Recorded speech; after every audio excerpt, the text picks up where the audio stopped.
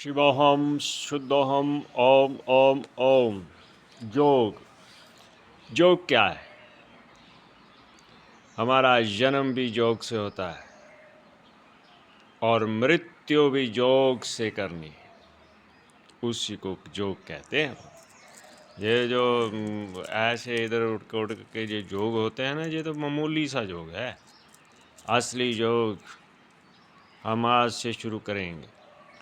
पहले सांसों को फिट करना, शरीर में बॉडी जो रोग होते हैं ना, उसका कारण होता है शरीर में ऑक्सीजन की कमी और गंदगी का होना।